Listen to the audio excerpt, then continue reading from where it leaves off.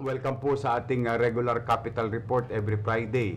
No? Ngayon po ay marami tayong mga importanteng announcement patungkol pa rin sa patuloy na paglala ng impeksyon ng COVID-19 sa buong bansa, sa buong Metro Manila at sa Maynila. No? At ngayon ay naitala yata ay pinakamataas na impeksyon sa buong bansa, umigit kumulang 7,000. Kaya mga kababayan, patuloy ho kayong antabayanan ninyo ang mga broadcast or information na pinagkakaloob sa inyo ng kani-kaniyang pamahalang lungsod. In our case, we're trying to do this every day for our regular updates. Plus, on top of that, itong ating regular na capital report tuwing Biyernes. Mga kababayan, sana po'y nasa mabuti kayong kalalagayan at malusog na pangangatawan ngayong araw na ito, no? At kundi po pagmamalabis, kami po ay nakikisuyo sa inyo. Please share this broadcast because we have two important announcement ngayong gabi na ito para sa mga lockdown at iba pang polisiya na ginagawa ng inyong pamahalang lungsod. Kung kayo'y mga OFW at mga immigrants na may mga kaanak sa lungsod ng Maynila, please do share it to them. Sa mga barangay chairman na nandito, please do share to them. At sa mga kagawad at sa inyo po na ating mga kababayan. Now, let me go straight first with COVID infection sa ating lungsod. Ngayong araw na ito ay nakapagtala po tayo mga kababayan ng 356 na bagong kaso ng ating infeksyon ng COVID-19.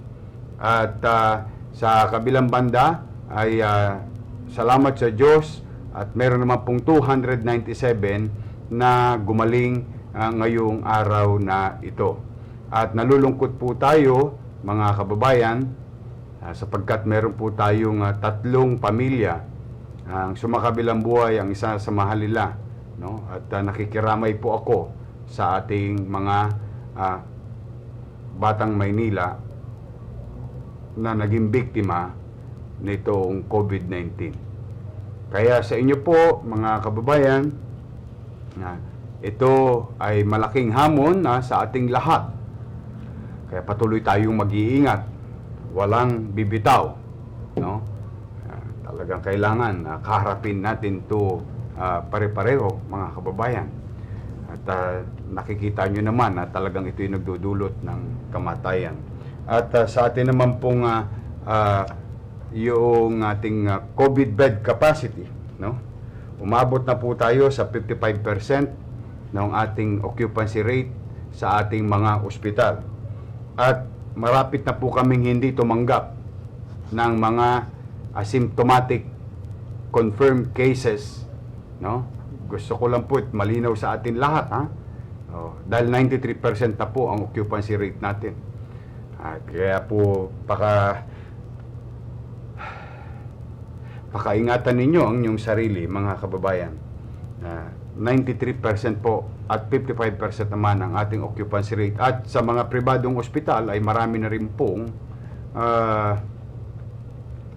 mga nagsara o hindi na tumatanggap na COVID patient sa private hospital. Bagay na ito ay dapat ninyong ipag-alala, kaya hindi pwedeng magpabaya sa ating sarili. In line naman with our vaccination program na ngayong araw na ito ay walang bakuna, kaya wala pong bakunahan, pero umabot na po sa 5,406 ang ating nabakunahan ng mga medical frontliners at other medical field, no? At pribado at pampubliko, mga kababayan. Mga kababayan, nais ko pong ipagbigay alam sa inyo, and I hope you stay with us. At ako po'y may pinirmahan na bagong 2 executive order na patungkol sa lockdown, karagdagang mga barangays na mala-lockdown sa darating na mga araw. Mga kababayan, please do share this broadcast, especially if you know somebody from the following barangays na aking i-mention. I just signed Executive Order Number 8, an order declaring certain barangays or portion thereof of the city as critical zone, personing containment strategy in order to provide rapid response operation to contain the resurgence and spread of COVID-19. At babasahin ko po yung dulo.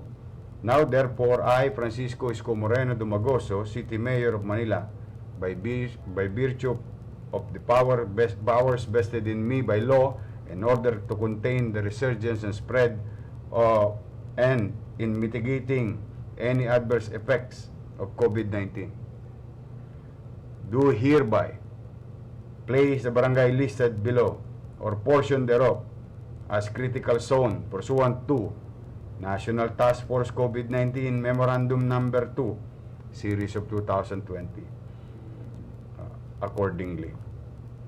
Per item 7.3, relation to 8.1.3.1 thereof, the identified geographical units shall strictly observe the health standard protocols and medical and non-medical intervention applicable for enhanced community quarantine for a period of 4 days, commencing on March 22, 2001, 12:01 a.m. and ending on March 25, 2021, 11:59 p.m. for purposes of disease surveillance, massive contact tracing and verification of testing and rapid risk assessment as the city's response measure to the imminent danger posed by resurgence of COVID-19 and its variants.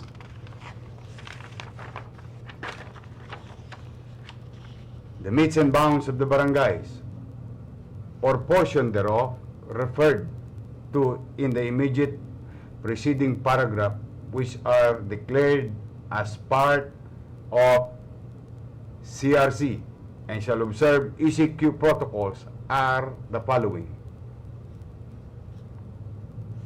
Barangay 107, Barangay 147, Barangay 256, Barangay 262, Barangay 297, Barangay 350, Street Lockdown, Barangay 353, Kusang Loob Street, Santa Cruz, Barangay 385, Barangay 513, Barangay 519, Barangay 624, Clustering Lockdown, Barangay 658, Building NYK Philship Management, then Barangay 696 and Barangay 831. So, nasa inyo pong mga screen, mga kababayan, yung bagong karagdagang barangay na mala-lockdown. As you can see, mga kababayan, no, meron tayong tinatawag na street lockdown o clustering lockdown o base sa polisiya ng DILG manual, no, in addressing infectious disease in our community. Now, yung kalye lamang, halimbawa katulad ng barangay 353, o yung buong kalye lamang ang ila-lockdown na yun. O yung barangay 658, yung building lamang na yun. O yung mga barangay na nasa ibabaw, no, buong barangay po sila mala-lockdown. Simula po yan sa Lunes hanggang Huwebes. I hope please do share this broadcast to fellow community members, loved ones, and persons that you know who are living in the area so that they can properly inform and prepare. As we have been doing, ina-announce natin 2 days before para hindi naman mabigla yung ating mga kababayan, no, na mahirapan at kaya kumisan ay ginagawa namin ngayon ay street lockdown at saka clustering lockdown para yung iba namang mga mabubuting mamamayan na nagdidisiplina ay hindi naman madamay sa perwisyo ng posibleng iilan na nagpapabaya. So, ganyan po ang makikita po ninyo from time to time, mga kababayan. At sa awa ng Diyos, nakaraos na yung nakaraang linggo na lockdown. Ngayon, kasalukuyan, meron tayong 6 na lockdown. Ngayon, nadagdagan tayo ng 14 na area na mala-lockdown. 2 dito ay partikular na kalye at building lamang. At 10 dito ay 12 dito ay buong barangay. So, I hope ma-share nyo yung itong datang ito at by this time, ipinadadala na kay Director Romy Bagay, Direktor ng Barangay Bureau, para informahan ang mga barangay official doon. At padadala na rin ito kay General Francisco para sa police augmentation and peace and order situation and implementation of hard lockdown. And ininformahan na rin ang DPS para doon sa mga hindi pa nabigyan ng mga barangay na ito ng ating food subsidy program.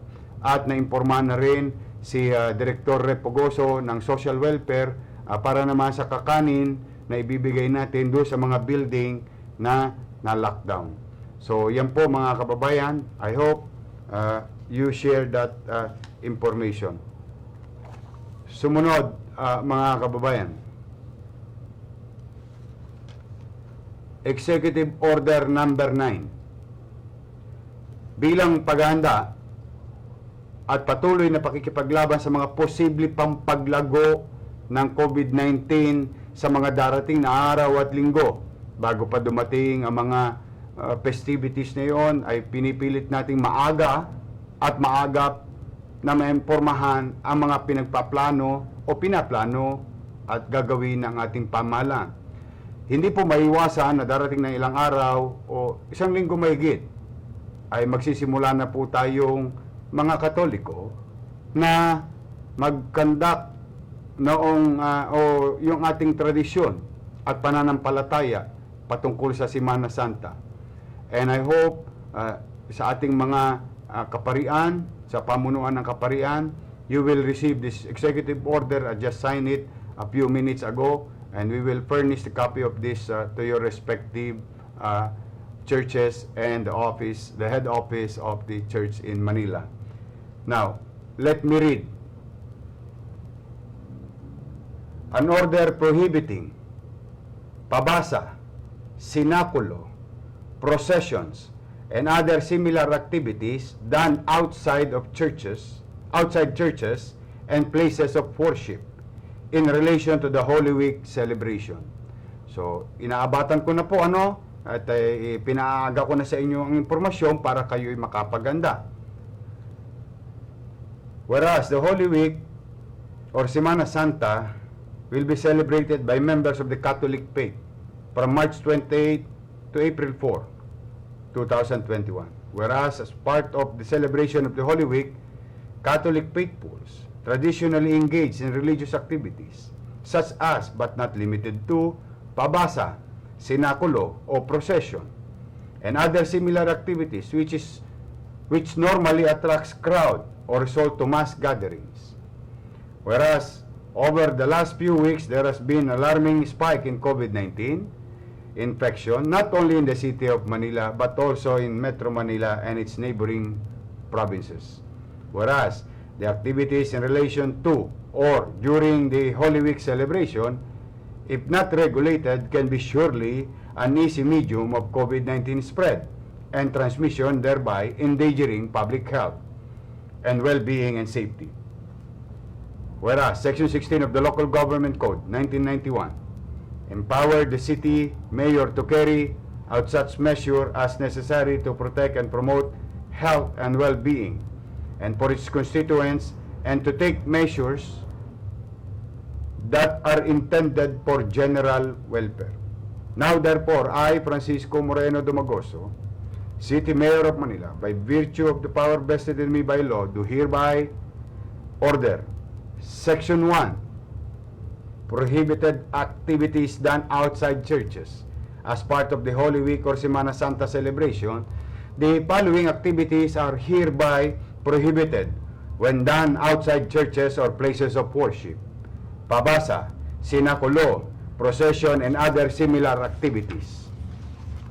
Section 2, religious activities inside churches or places of worship, or religious rites and activities inside churches or places of worship must strictly adhere to the prevailing interagency task force omnibus guidelines on the implementation of community quarantine, which allows religious gathering for worship services up to 50% of the seating capacity in the areas under General Community Quarantine or GCQ.